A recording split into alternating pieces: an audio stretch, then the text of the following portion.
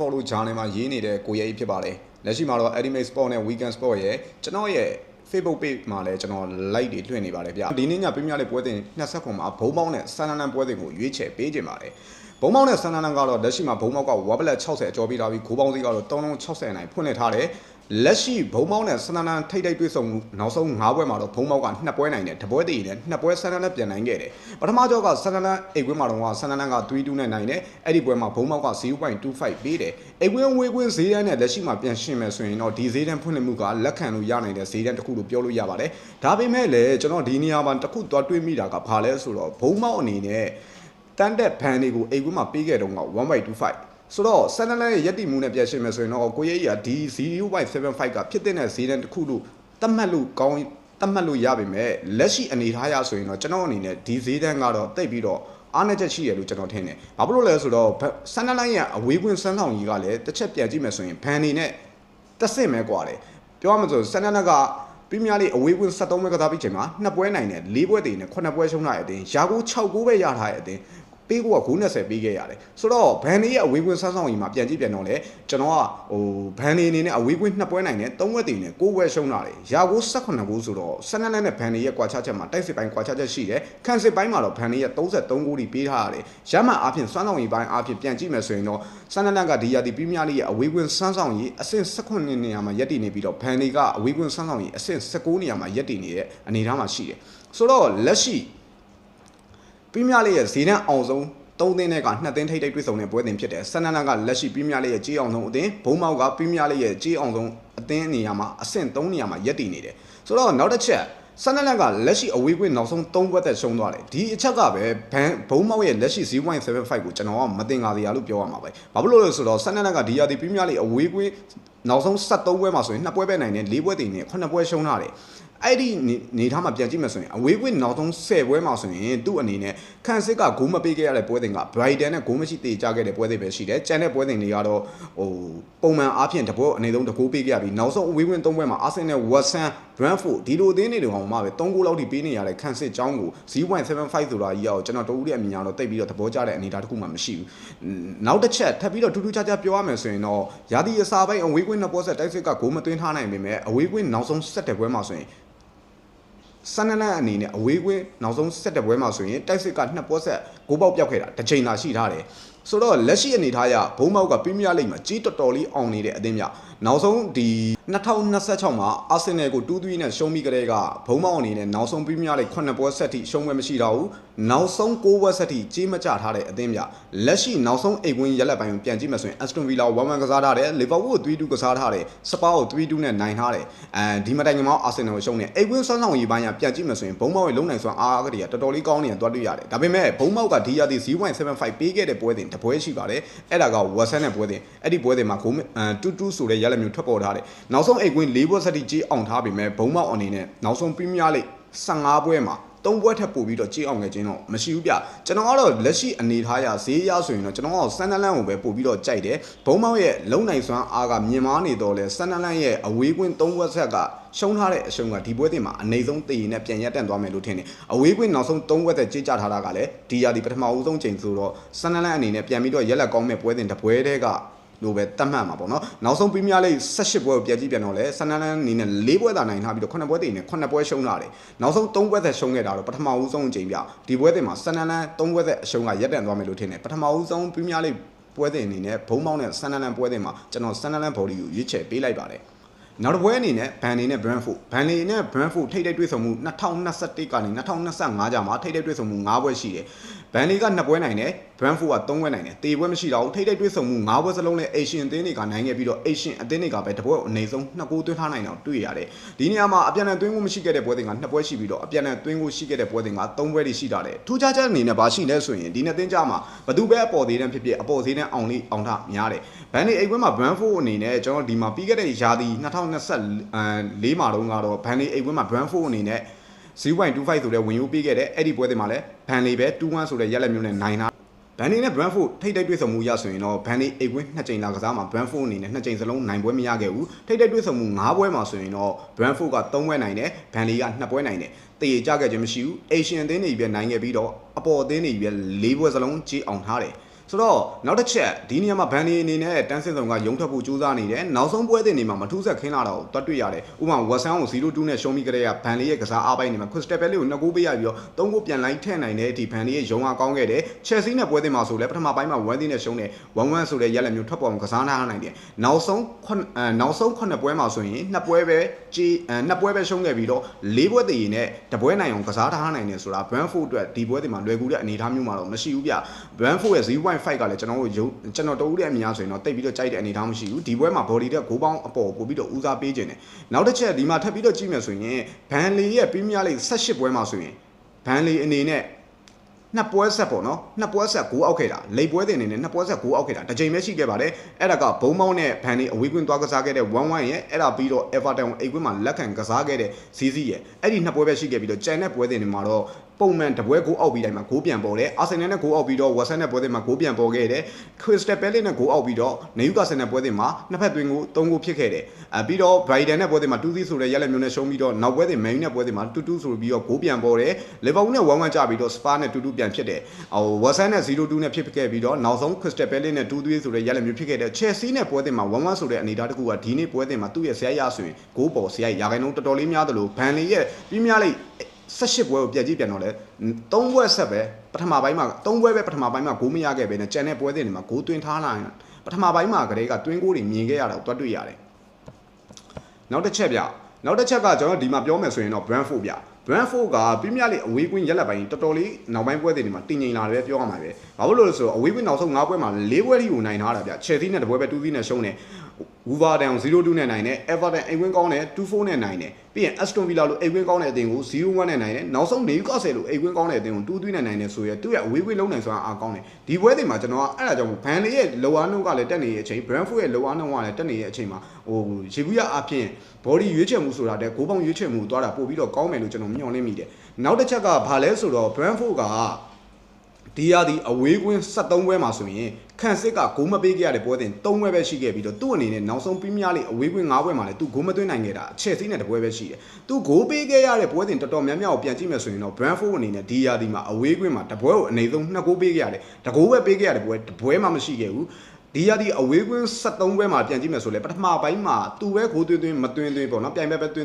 းသူပဲသွင်းပထမပိုင်းမှာတည်းကတွင်းကိုမြင်ခဲ့ရတဲ့ပွဲတင်က17ပွဲတိရှိထားရဲဆိုတော့ဒီနှစ်သင်းကရေဘူးရအဖြစ်ပြတ်ကြည့်မယ်ဆိုရင်ဘန်လီရဲ့လောအားနှုန်း Brentford ရဲ့လောအားနှုန်းနဲ့ဆိုရင်ပထမပိုင်းမှာတည်းကတွင်းကိုမြင်ရဖို့ရာခိုင်နှုန်းများတယ်လို့ဒီနှစ်သင်းထိတ်တွေ့ဆုံမှုနောက်ဆုံး9ပွဲမှာလည်း4ပွဲလောက်ထိကဂိုးပေါ်ခဲ့တာဆိုတော့ကျွန်တော်ဒီပွဲတင်မှာတော့ဂိုးပေါ်ရွေးချယ်ထားတာအကျိုးမြတ်ဖြစ်ထွန်းမယ်လို့ထင်ပါတယ်ဆိုတော့ပထမရွေးကွက်ဘုံပေါင်းနဲ့ဆန်နလန်ပွဲတင်မှာဆန်နလန်ဘော်ဒီကိုရွေးခဲ့ပြီးတော့ဘန်လီနဲ့ Brentford ပွဲတင်မှာတော့ကျွန်တော် Brentford ဂိုးပေါ်ရွေးချယ်လိုက်ပါတယ်လီဗာပူးနဲ့ဝက်ဆန်ပြလီဗာပူးက1-60ပေးထားတယ်ဂိုးပေါင်းစီ3လုံး50ရှုံးဖွင့်လှစ်ထားတယ်ဆိုတော့ဒီပွဲတင်မှာဂိုးပေါင်းလေးနည်းနည်းရှောင်ပြီးတော့ကျွန်တော် body ကိုသွားစေခြင်းတယ်ဘာလို့လဲဆိုတော့လီဗာပူးအိတ်ဝင်းရောက်တိုင်းမှာဝက်ဆန်ကရုပ်ကန်အားလေးရှိတယ်ဆိုတော့လီဗာပူးဒီပွဲအနိုင်ကစားရမယ်ဘာလို့ချန်ပီယံလိဝင်ခွင့်သူ့အနေနဲ့ဖိအားရှိနေတယ်ဝက်ဆန်ကိုပြန်ကြည့်ပြန်တော့လေဒီပွဲတင်ကသူ့အနေနဲ့ရမှတ်တစ်မှတ်လောက်တော့အနည်းဆုံးထပ်ယူထားဖို့လိုတယ်အန်ဖီးလို့နေရာမျိုးမှာနိုင်ဖို့ဆိုတာတော့မလွယ်ကူဘူးဒါပေမဲ့လီဗာပူးအိတ်ကွင်းမှာဝက်ဆန်အနေနဲ့လာကစားခဲ့တဲ့နောက်ဆုံးပွဲနဲ့ဆယ်မှာဆိုရင်16ပွဲနိုင်တယ်3ပွဲတင်တယ်တပွဲပဲဝက်ဆန်နိုင်ခဲ့တယ်ဆိုတော့အဲ့နိုင်ခဲ့တဲ့တပွဲကလည်း29နှစ်8လပိုင်း2015ခုနှစ်15ခုနှစ်က0-3ဆိုတဲ့ရက်လက်မျိုးဖြစ်ခဲ့ပြီးတော့လီဗာပူးအိတ်ကွင်းမှာဘုံမောက်ကို 1.25 ပေးတဲ့ဈေးတန်းလေးပြန်ကြည့်မယ်ဆိုရင်တော့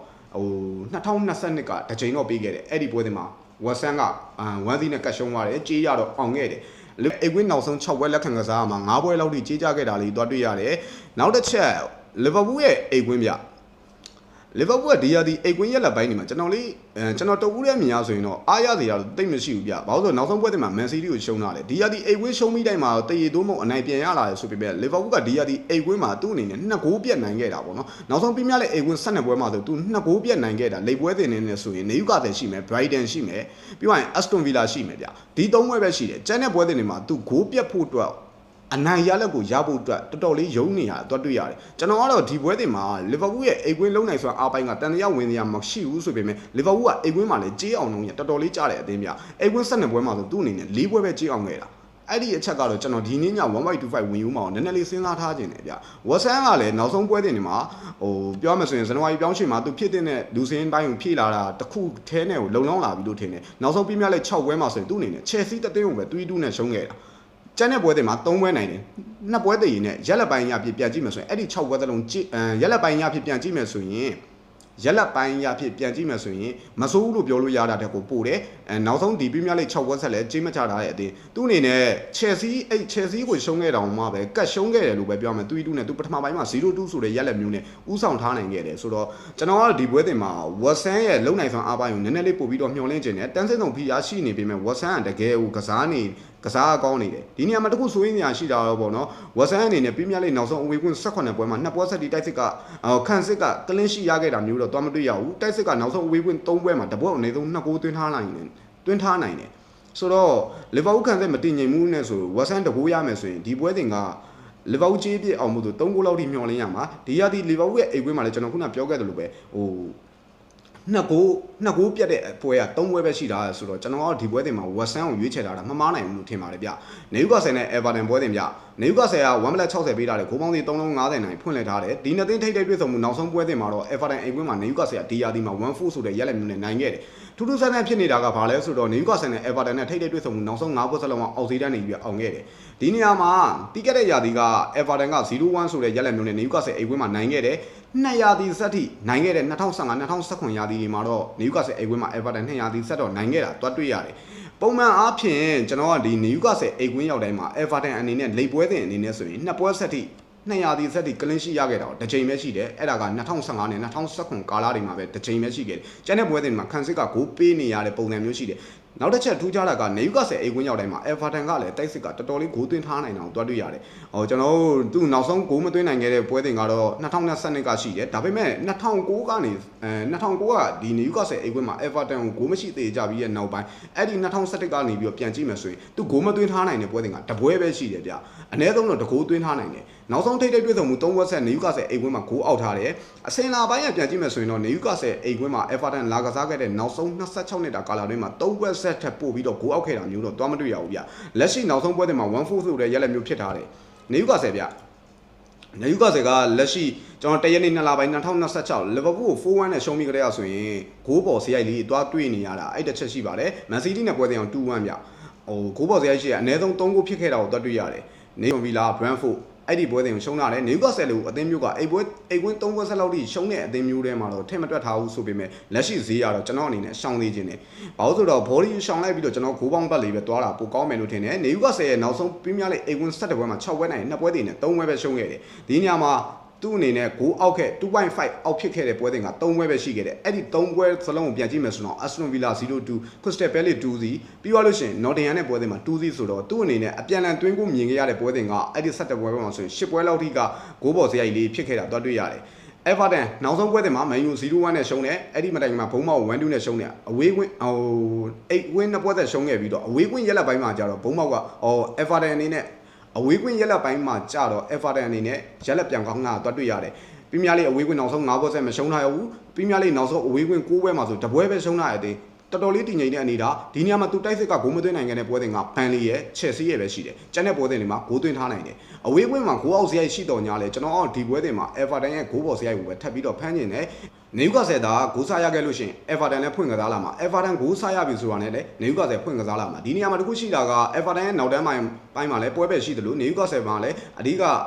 ကစားသမားဖြစ်တဲ့ Guimaraes ပါဝင်နိုင်ခြင်းမရှိတာကဒီပွဲတင်မှာနှစ်ဖက်စလုံးရဲ့ခံစစ်ပိုင်းလေးတွေရောကျွန်တော်တိတ်ပြီးတော့မကြိုက်ဘူးကျွန်တော်ဒီပွဲတင်မှာဒီနှစ်သင်းအစင်လာတိုင်းပဲနေယူကာဆယ်အိမ်ကွင်း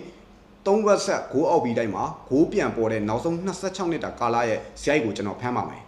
ကျွန်တော်တော့နေယူကာဆယ်နဲ့အေဗာတန်ပွဲတင်မှာဂိုးပေါ်ရွေးပါမယ်ဆိုတော့လက်ရှိကျွန်တော်ပြင်းပြလေး၄ပွဲ3သက်ပြီးသွားတဲ့အချိန်မှာဘုံမောင်းနဲ့ဆန်နလန်ပွဲတင်မှာဆိုရင်ကျွန်တော်ဆန်နလန်ကိုရွေးပေးခဲ့တယ်ဘန်လီနဲ့ဘရန်ဖို့ပွဲတင်မှာဂိုးပေါ်ရွေးခဲ့ပြီးတော့လီဗာပူးနဲ့ဝက်ဆန်ပွဲတင်မှာဆိုရင်တော့ကျွန်တော်ဝက်ဆန်ကိုရွေးချယ်ပေးခဲ့တယ်နေယူကာဆယ်နဲ့အေဗာတန်ပွဲတင်မှာလည်းကျွန်တော်ဂိုးပေါ်ကိုပဲထပ်ပြီးတော့ရွေးချယ်ထားတယ် Leeds နဲ့ Man City ပြ Man City က1.30ကျော်ပေးထားတယ်ဂိုးပေါင်းစီ360နိုင် Arsenal ကိုအမိလိုက်ရတော့မဲ့ Man City အနေနဲ့ဒီလိုပွဲတင်မျိုးတွေကတိတ်ပြီးတော့အမမခံနိုင်ကစားရမယ်လို့ပဲပြောရမှာပဲ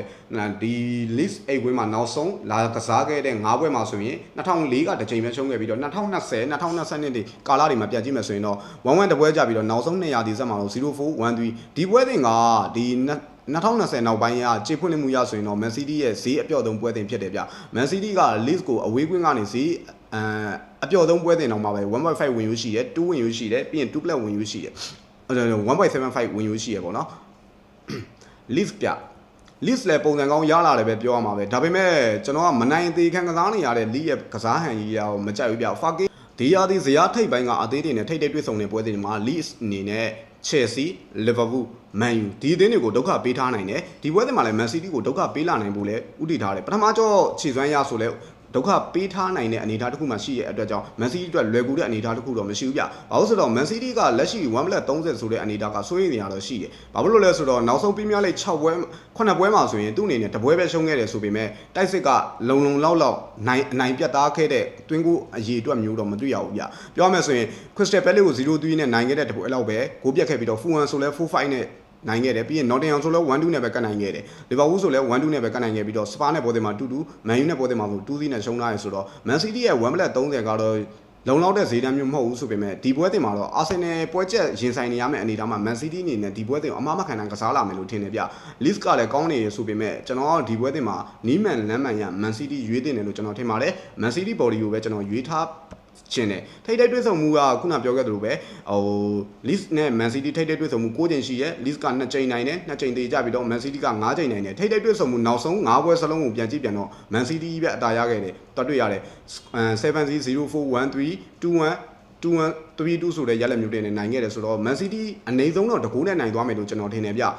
ဒီနေ့ညပရီးမီးယားလိပွဲတင်5ပွဲမှာဆိုရင်တော့ဘုံပေါင်းနဲ့ဆန်နလန်ပွဲတင်မှာဆန်နလန်ကိုရွေးချယ်ပေးခဲ့ပြီးတော့ဘန်လီနဲ့ Brentford ပွဲတင်မှာဆိုရင်တော့ဂိုးပေါ်ကိုရွေးချယ်ပေးခဲ့တယ် Liverpool နဲ့ West Ham ပွဲတင်မှာ West Ham ကိုရွေးချယ်ပေးခဲ့ပြီးတော့ Newcastle နဲ့ Everton ပွဲတင်မှာဂိုးပေါ်ကိုရွေးချယ်ပေးခဲ့တယ် Leeds နဲ့ Man City နဲ့ပွဲတင်မှာဆိုရင်တော့ကျွန်တော် Man City ကိုပဲရွေးချယ်လိုက်ပြီးတော့ဒီနေ့ညပရီးမီးယားလိ5ပွဲသလုံးအကျိုးပြုနိုင်မယ်လို့ထင်ပါတယ်အဲ့ဒီပရီးမီးယားလိ5ပွဲထဲမှာကျွန်တော်အကြိုက်ဆုံးပွဲတင်ဖြစ်နေတာကတော့ဘန်လီနဲ့ Brentford ပွဲတင်ဂိုးပေါ်ကိုရွေးချယ်ပေးလိုက်ပါတယ်အားလုံးပဲအကျိုးမြတ်တွေရပြီးတော့စနေညကိုလည်းပရီးမီးယားလိပွဲတင်နေနဲ့အောင်ပွဲဆင်းနေနိုင်ကြပါစေပြီးတော့နောက်တစ်ချက်ရှိတာကကျွန်တော်ရဲ့ page YouTube TikTok လေးတွေကိုလည်း like and share comment ဖြင့်အားပေးဖို့တောင်းဆိုလိုက်ပါတယ်ဗျနောက်ဗီဒီယိုမှာပြန်လည်ဆုံတွေ့ပါမယ်